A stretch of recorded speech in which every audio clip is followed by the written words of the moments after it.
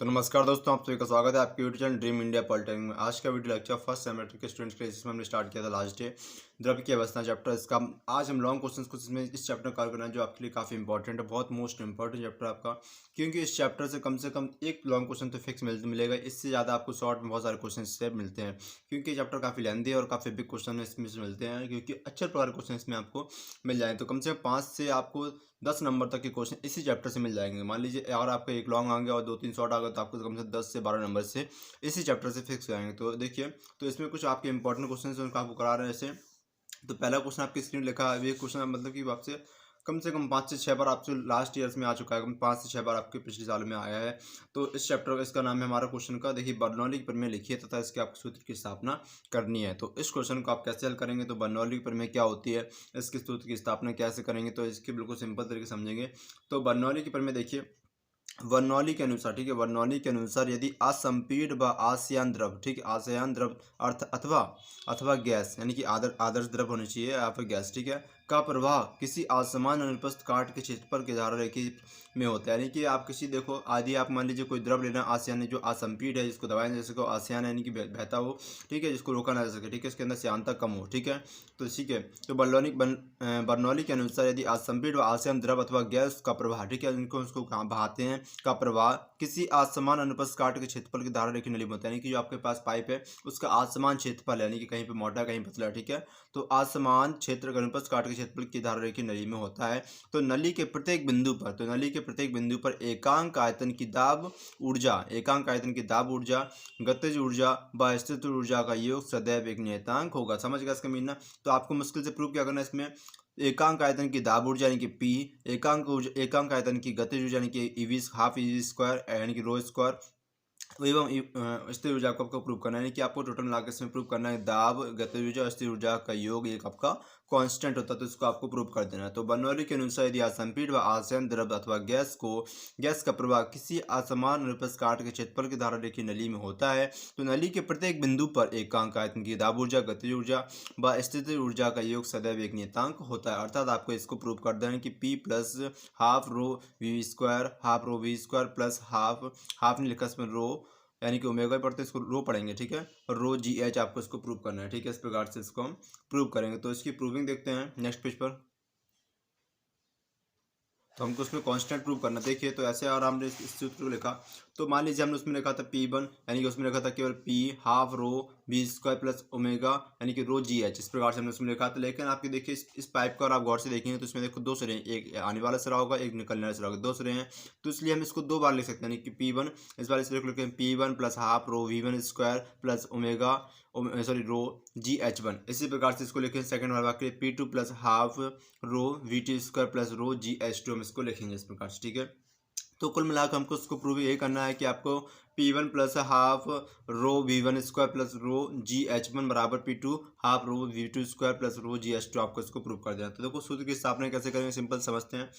तो सूत्र की स्थापना करने के लिए आपको इस प्रकार का एक डायग्राम बनाना होगा। देखिए, आपको एक तरह से क्या पाइप है, यहाँ पे इसका आयतन माने कि ज़्यादा है और यहाँ पे इसका आयतन क्या आपको इस प्रकार से कम है। तो देखिए, ये थोड़ी ऊंचाई पे इसको हमने मान लीजिए इस सिरे को हमने H1 ऊंचाई पे रखा है, इस सिरे को हमने H2 ऊंचाई पे यहाँ पर फिट किया है। देखो यहाँ पे इसका A1 इसका क्षेत्रफल कितना है, A1 यहाँ पे इसका क्षेत्रफल है, इसका क्षेत्रफल कितना, A1 इसका क्षेत्रफल है इसका, और यहाँ पे इसका क्षेत्रफल इतने भाग का A2 क्षेत्रफल है। इसका एक्स सिरा है, इसका वाई सिरा है, इसका एक्स सिरा है, यहाँ से वाई सिरा है। जब इसमें से हम वाटर को फ्लो कराएंगे, तो किसी भी लिक्विड को यहाँ से फ्लो कराएंगे, तो यहाँ से V1 वेग से निकलेगा, V1 वेग से यहाँ से प्रवेश करेगा और V2 वेग से वो यहाँ से तीव्र गति से निकलेगा। तो इस प्रकार से आपको इसको और आप प्रूव करना, तो इस तरह का आपको डायग्राम बनाना होगा पहले। तो लिखेंगे इसके अकॉर्डिंग, माना कि एक्स बाई एक असमान अनुप्रस्थ काट के क्षेत्रफल की धारा रेखी नली, यानी कि जो एक्स और बाई है पूरा एक इसका क्षेत्रफल यानी कि हर जगह अलग अलग है, ठीक है, एक्स वाई असमान अनुप्रस्थ काट के क्षेत्रफल की धारा रेखी नली है, और जिसमें असंपीड व आसयान द्रव अथवा गैस प्रभावित हो रही है, जिसके अंदर असंपीड व आसयान द्रव आपके अंदर इसके अंदर फ्लो हो रहा है इस प्रकार, ठीक है, बह रहा है। नली के एक्स सिरे पर, नली के एक्स सिरे का क्षेत्रफल A1 है, तो नली का एक्स सिरा ये हमारा, इसका क्षेत्रफल कितना A1 है, तथा नली के बाई सिरे का क्षेत्रफल A2 है, तो इसको लिखेंगे नली के एक्स सिरे का क्षेत्रफल A1, बाई सिरे का क्षेत्रफल A2 है। नली के एक्स सिरे से प्रवेश करने वाले द्रव का वेग V1 है, तो नली का जो एक्स सिरा से प्रवेश करने वाले द्रव का वेग कितना है, V1 है। नली के बाई सिरे से निकलने वाले द्रव का वेग V2 है, तो देखो वही लिखा इसमें से, नली के एक्स सिरे से प्रवेश करने वाले द्रव का वेग V1 है, बाई सिरे से बाहर निकलने वाले द्रव का वेग V2 है। इतना सा आपको सिंपल से लिखना है, कुछ नहीं लिखना इसमें से। नली का एक्स सिरा, नली का जो आपका एक्स वाला सिरा वो जमीन से कितनी h1 ऊंचाई पर, तो लिखेंगे नली का एक्स सिरा पृथ्वी के तल से h1 ऊंचाई पर, जबकि बाई सिरा पृथ्वी तल से h2 ऊंचाई पर स्थित है। बाई सिरा का h2 ऊंचाई पर स्थित है। अतः हम जानते हैं कि अविरतता का सिद्धांत क्या था, उसको भी बताएंगे आपको अगले क्वेश्चन में। देखिए अविरतता का सिद्धांत को याद करना है कि अविरतता का सिद्धांत क्या होता है। बिल्कुल सिंपल सा, A1 V1 बराबर A2 V2 बराबर M/ρ हमारा ये अभिरता का सिद्धांत होता है। आप लिखें सिंपल सा, अभिरता के सिद्धांत से A1 V1 बराबर A2 V2 बराबर M/ρ आपको लिख देना है इतना, ठीक है। लिखेंगे बाद आप लिखेंगे इसमें से नली के एक्स सिरे से प्रवेश करने वाले द्रव द्वारा 1 सेकंड में किया गया कार्य। अब कार्य निकालेंगे तो 1 सेकंड में किया गया कार्य, नली के एक्स सिरा है उससे प्रवेश करने वाले द्रव के द्वारा 1 सेकंड में किया गया कार्य कितना होता है, कार्य बराबर होता है बल गुणा विस्थापन। तो देखो एक्स सिरे से प्रवेश, तो इसको W1 मानेंगे, कार्य को W1 मानेंगे क्योंकि एक्स सिरे से प्रवेश कर रहा है, इसको W1, अगले में W2 मानेंगे, ठीक है। तो W1 बराबर लिखा हमने F1D1 का, क्योंकि कार्य बराबर होता है बल गुणा विस्थापन, तो F1D1 लिखा हमने। चूंकि हम जानते हैं कि F बराबर क्या होता है, PA होता है, यानी कि F बराबर दाब बटे आयतन होता है, दाब गुणा क्षेत्रफल होता है। चूंकि हमारा हम जानते हैं कि दाब बराबर क्या होता है, बल बटे क्षेत्रफल होता है, लेकिन आपको क्या बल बराबर निकलना है, तो बल बराबर हमारा दाब मल्टीप्लाई क्षेत्रफल बन जाएगा। और हम जानते हैं D1 का मतलब क्या है, यहाँ पर V1 से है, D1 का मतलब क्या, कितना विस्थापन कर रहा है, V1 की वो विस्थापन कर, तो इसको इस प्रकार से लिख सकते हैं कि W बराबर डायरेक्ट ले सकते हैं, इनकी F और D की वैल्यू यहाँ पुट कर देंगे, F और D की वैल्यू को हम यहाँ रखेंगे। तो जैसे हमने W बराबर रखा, P1 A1 V1 इसकी वैल्यू आ गई। अतः अब इसी प्रकार से हमने एक्स सिरे से प्रवेश करने वाले द्रव को निकाला था। अब निकालेंगे नली के बाई सिरे से बाहर निकलने वाले द्रव द्वारा 1 सेकंड में किया गया कार्य निकालेंगे, तो सेम वही निकालेंगे, W2 बराबर यहाँ पे हो जाएगा P2, यहाँ पे A1 का A2 और V1 का V2, इस प्रकार से हम इसको लिख देंगे। अब चूंकि हम जानते हैं कि इसने इतना यहाँ पे W1 कार्य किया, यहाँ W2 कार्य किया है इसने, ठीक है। अब लिखेंगे द्रव द्वारा किया गया कुल कार्य, नेट कार्य कितना किया, तो द्रव द्वारा किया गया कार्य नेट कार्य बराबर W1 माइनस W2 लिखेंगे, W1 माइनस W2 लिखा। W1 की यहाँ पे वैल्यू की, W2 की वैल्यू यहाँ पे पुट की हमने। जैसी वैल्यू पुट की तो आपको देखो इसमें, चूंकि हम जानते हैं अविरतता के सिद्धांत से हमने पढ़ा था कि A1 V1 बराबर A2 V2 बराबर क्या M/ρ होता है, हमने अभी इसको रीड किया था। तो इसकी वैल्यू हम यहाँ पर रखेंगे, तो A1 V1 की वैल्यू और A2 V2 वैल्यू क्या रखेंगे, M/ρ हम दोनों जगह पर पुट कर दें, दोनों जगह अपने इसकी वैल्यू रखी। तो उसमें से M/ρ दोनों जगह कॉमन, तो इसको कॉमन को हमने बाहर निकाला, तो W बराबर P1 माइनस P2 बराबर P2 ब्रैकेट में आपका M/ρ आपका बचा हुआ है। अब लिखेंगे क्या, देखिए नली के एक्स सिरे से प्रवेश करने वाले द्रव की गतिज ऊर्जा, तो नली के एक्स सिरे से प्रवेश करने वाले द्रव की गतिज ऊर्जा बराबर काइनेटिक एनर्जी के E1 बराबर क्या होगा, half M V1 square, V1 वेग से वो प्रवेश करो तो हाफ M V1 स्क्वायर लिखेंगे उसको। इसका देखिए अब लिखेंगे नली के बाई सिरे से बाहर निकलने वाले द्रव की गतिज ऊर्जा कितने के E2 बराबर हाफ M V2 स्क्वायर लिखेंगे इस प्रकार से। गतिज ऊर्जा में परिवर्तन कितने का हो रहा है, गतिज ऊर्जा में परिवर्तन तो काइनेटिक एनर्जी बराबर, ऐसे हमने यहाँ पे बल में कुल बल यानी कुल कार्य निकालते हैं, ऐसे आपको कुल ऊर्जा निकाल देंगे, कुल गतिज ऊर्जा निकालेंगे इसी प्रकार से। तो कुल गतिज ऊर्जा कितनी आ गई हमारी, काइनेटिक एनर्जी बराबर के E2 माइनस के E1 लिखेंगे, तो के E2 की वैल्यू हमने यहाँ पर रखी इस प्रकार से, के E1 की वैल्यू यहाँ पर पुट कर दी, ठीक है। अब लिखेंगे नली के एक्स सिरे से प्रवेश करने वाले द्रव की स्थितिज ऊर्जा, तो पहले हमने कार्य निकाला था उसका गतिज ऊर्जा, अब आ रही है आपकी स्थितिज ऊर्जा की। तो हमने निकाले नली के एक्स सिरे से प्रवेश करने वाले द्रव की स्थितिज ऊर्जा, सिंपल से क्या होती है हम जानते हैं, U1 बराबर mgh1 होती है, हमारी। तो लिखेंगे नली के एक्स सिरे से प्रवेश करने वाले द्रव की थी, अब नली के बाई सिरे से बाहर निकलने द्रव की गतिज ऊर्जा यानी कि U2 बराबर mgh2 इस प्रकार से लिखेंगे।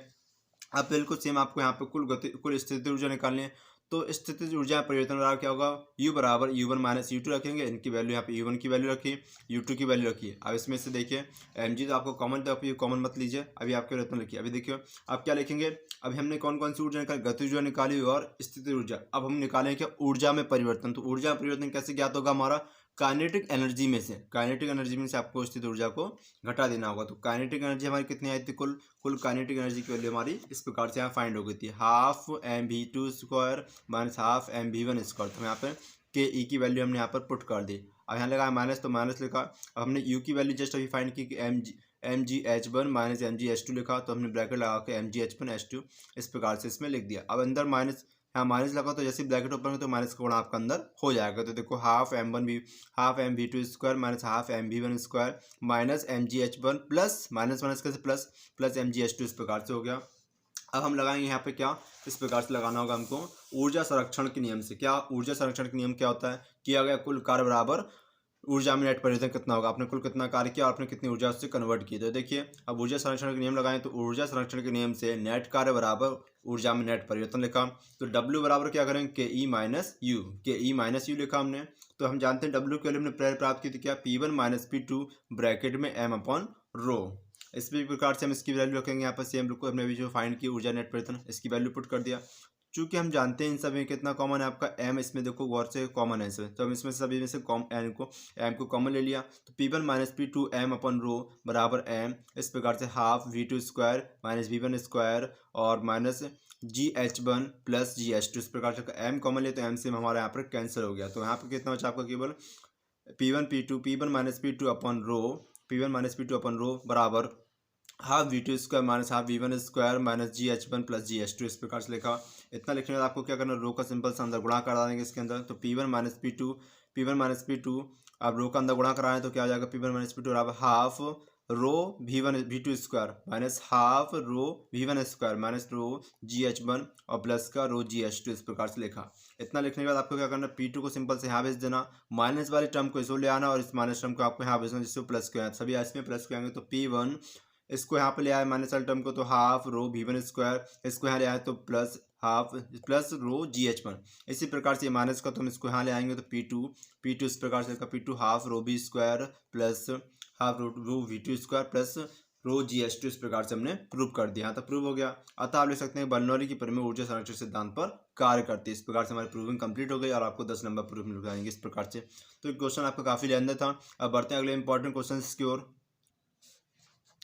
तो अगला इंपॉर्टेंट क्वेश्चन आपके पास लिखा, इसमें पूछा गया कि श्यानता से आप क्या समझते हैं, श्यानता से आप क्या समझते हैं। तो देखिए श्यानता द्रव पदार्थों का मुख्य गुण है, यानी श्यानता होती है वो द्रव पदार्थों का मुख्य गुण होती है जब कोई द्रव बहता है, यानी कि जो श्यानता आप समझ लीजिए, श्यानता मतलब होता है कि कोई द्रव कितना गाढ़ा है, इतना समझ लीजिए। श्यानता का सीधा मतलब होता है कोई भी द्रव, कोई लिक्विड है, पानी है, शहद है, वो कितना गाढ़ा है, उसका मतलब उसकी जितना गाढ़ा होगा उसकी श्यानता उतनी अधिक होगी, इतना याद रहेगा आपको। तो देखिए श्यानता द्रव पदार्थों का एक मुख्य गुण है जब कोई द्रव्य बहता है तो उसकी भीतरी परतों में घर्षण होता है, तो उसकी भीतरी परतों में जो उसकी भीतरी परत होती है उसकी भीतरी परतों में क्या घर्षण होता है, जिसके कारण उसकी एक परत दूसरी परत की गति में विरोध करती है। इसलिए इस बल को श्यान बल कहते हैं। क्योंकि द्रव पदार्थों में यह घर्षण उनकी भीतरी परतों में पारस्परिक रूप से होता है, इसलिए इस बल को आंतरिक घर्षण बल हम कहते हैं। इसलिए इस बल को हम आंतरिक घर्षण बल के नाम से जानते हैं। बल के द्रव के प्रवाह हम भिन्न भिन्न परतों के रूप में मानते हैं तथा द्रव की वह परत जो स्थिर तल के संपर्क में होती है तथा जैसे जैसे परत के तल से दूरी बढ़ती आती है तथा जैसे जैसे परत के तल से दूरी बढ़ती आती है उसका वेग भी बढ़ता जाता है। तो इस प्रकार से हमने श्यानता को समझा। श्यानता यानी कि कोई भी द्रव कितना गाढ़ा उसकी श्यानता उतनी अधिक होगी, इतना आपसे पूछेंगे। और आपसे क्वेश्चन में शॉर्ट पूछ सकते हैं कि क्या किसी द्रव की श्यानता को गर्म करने पर घटती है बढ़ती है। तो आप याद रखिए, जब हम किसी भी द्रव को किसी लिक्विड को गर्म करते हैं तो वो पतला होता जाता है, इस प्रकार से उसकी श्यानता घटती आएगी, इतना आपको याद रखना है। अब बढ़ते हैं अगले इंपॉर्टेंट क्वेश्चन की ओर।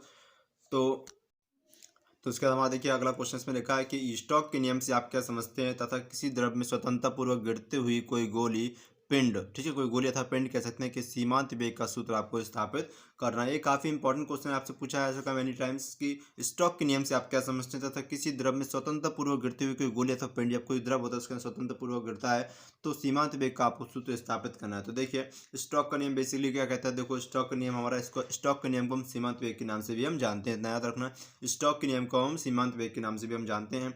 स्टोक के अनुसार जब किसी गोली को स्वतंत्रतापूर्वक किसी द्रव में डुबोते हैं, जो कोई गोली अपने आप की गिरती हुई और सीधे द्रव के अंदर डुब हो जाती है, ठीक है। तो स्टोक के नियम के अनुसार जब किसी गोली को स्वतंत्रपूर्वक किसी द्रव में डुबाते हैं तो गोली प्रारंभ में गुरुत्वीय त्वरण के अंतर्गत गति करती है। तो गोली आपके प्रारंभ किसके अंतर्गत गति करेगी, गुरुत्वीय त्वरण के अंतर्गत गति करती है।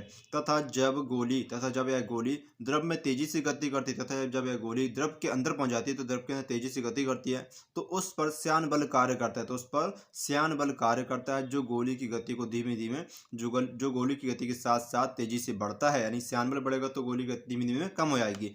तो जो गोली की गति के साथ साथ तेजी से बढ़ता है तथा द्रव की कुछ दूरी में तय करने के बाद तथा द्रव में कुछ दूरी तय करने के पश्चात गोली में कार्य करने वाला श्यान बल उसके परिणामी भार के बराबर हो जाता है। गोली का श्यान बल उसके परिणामी भार के बराबर हो जाता है,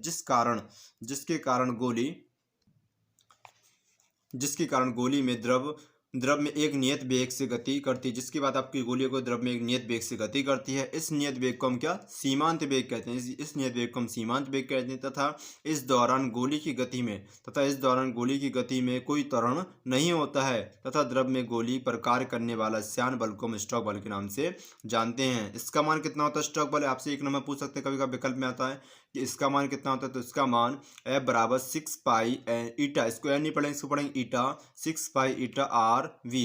यहाँ पे वेग है, आर उसकी दूरी होती है और ईटा आपका श्यान बल होता है, इसकी श्यानता होती है, पाई आपका इस प्रकार से रहेगा, मात्रा का कांस्टेंट आपका 6 पाई। तो F बराबर 6 पाई ईटा आर भी इसका इस प्रकार से श्यान बल का मान यानी कि स्टोक का मान हमारा होता है। सीमांत वेग का मान आपका इस प्रकार से होता है। तो अब इसकी इस प्रकार से हमने समझ गए। अब हमको इसकी क्या करनी, प्रूविंग। तो प्रूविंग को हम कैसे करेंगे?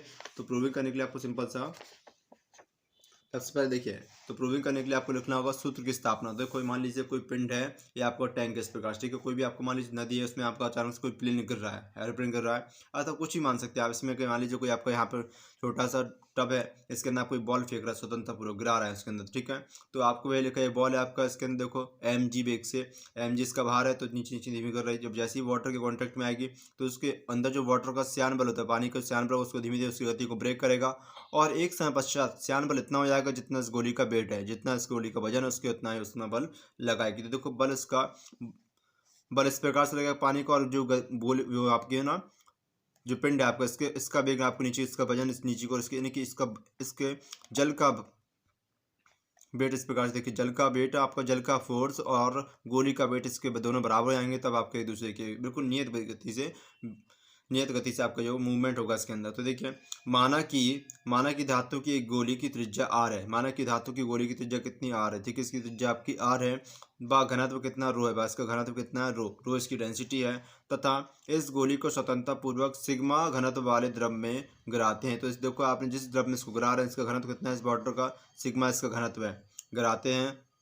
तो प्रारंभ में यह गोली गुरुत्वीय त्वरण के अंतर्गत गति करती है तथा जब यह गोली द्रव में गिरती है तो अपने भार के बराबर द्रव को हटाती है। इसके कारण उस पर उत्प्लावन बल कार्य करता है, इसके कारण उस पर उत्प्लावन बल कार्य करता है तथा द्रव में गति करने के कारण उस पर श्यान बल का कार्य तथा द्रव में गति करने के कारण उस पर श्यान बल कार्य करता है। ऐसी स्थिति में उस गोली पर 3 बल कार्य करते हैं। ऐसी स्थिति में उस गोली पर कितने बल कार्य करते हैं? 3 बल कार्य करते हैं। अब देखते हैं वो कौन कौन से 3 बल कार्य करते हैं। तो नंबर 1 देखो हमारा लिखा गोली का भार, पहला बार कौन सा कार्य करता है, गोली का भार कितना है, तो गोली का भार बराबर mg लिखेंगे। तो mg मतलब हम जानते हैं कि जब गोली किसके आकार की है, वृत्ताकार की गोली के आकार की, तो गोली का क्षेत्रफल यानी कि गोली का आयतन कितना 4/3 पाई आर क्यू होता है, 4/3 पाई आर क्यू, और रोजी इसका घनत्व आ गया इस प्रकार से। तो देखो गोली का भार कितना है, mg बराबर लिखा हमने 4/3 पाई आर क्यू, रो ओमेगा किया, m किया अगर रो लिखा और g किया अगर g लिखा, इस प्रकार से तो हम इसको लिख सकते हैं। अब देखिए गोली पर कार्य करने वाला उत्प्लावन बल कितना होता है, 4/3 pi r cube sigma g, इस प्रकार से उस पर ये उत्प्लावन बल कार्य करेगा। तथा गोली पर कार्य करने वाला श्यान बल हम जानते हैं क्या होता है, F बराबर 6 पाई ईटा आर भी।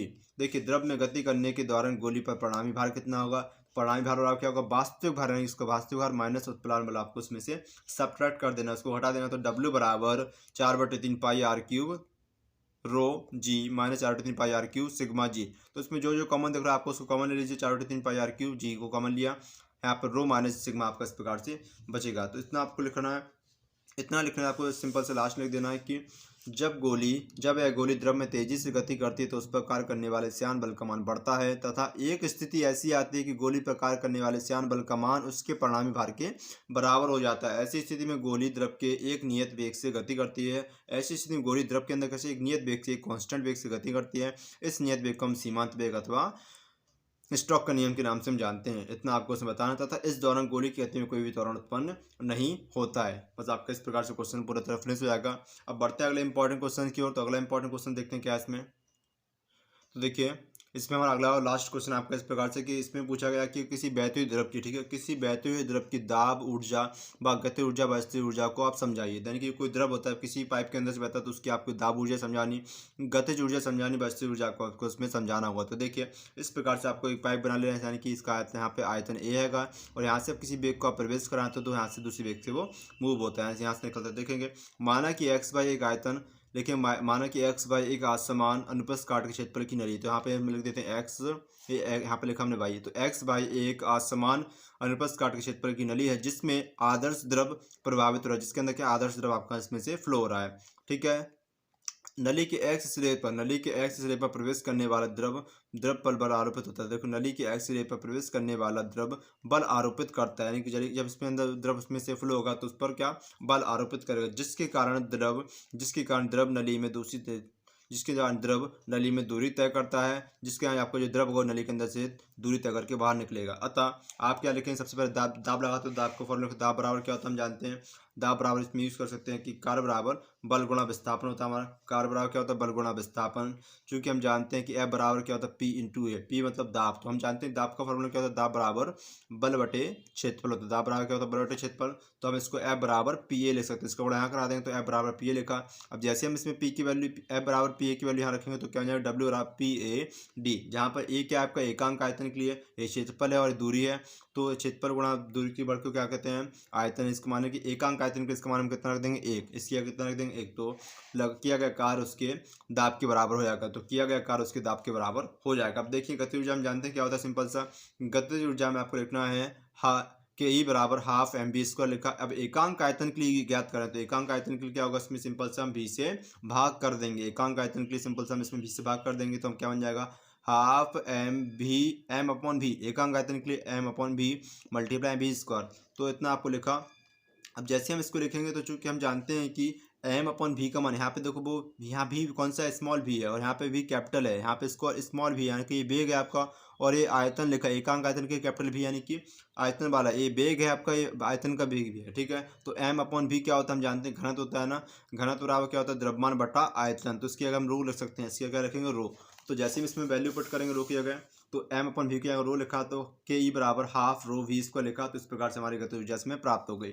अगला देखिए स्थिर ऊर्जा आपसे पूछ सकता है, तो स्थिर ऊर्जा कैसे फाइंड करनी है, तो स्थिर ऊर्जा बराबर होता है mgh, स्थिर ऊर्जा बराबर होता है हमारा mgh। तो देखेंगे एकांक आयतन के लिए भाई से आपको m के नीचे भी से भाग कर देना, भी आपका क्या पे आयतन है, तो m अपन v की वैल्यू कितनी रो होती है, तो यू बराबर हमारा आ गया रो जी है। तो इस प्रकार से हमने इसको कंप्लीट कर लिया। इस चैप्टर को काफ़ी जो मोस्ट इंपॉर्टेंट क्वेश्चन आपसे एग्जाम पूछने रहते हैं तो उनको हमने कवर किया। अब मिलते हैं नेक्स्ट चैप्टर में आपसे अगली वीडियो में, तब तक के गुड बाय। अगर आपको वीडियो पसंद आए तो वीडियो को लाइक करें, चैनल को सब्सक्राइब करें और अपने दोस्तों से शेयर जरूर करें। Thank you.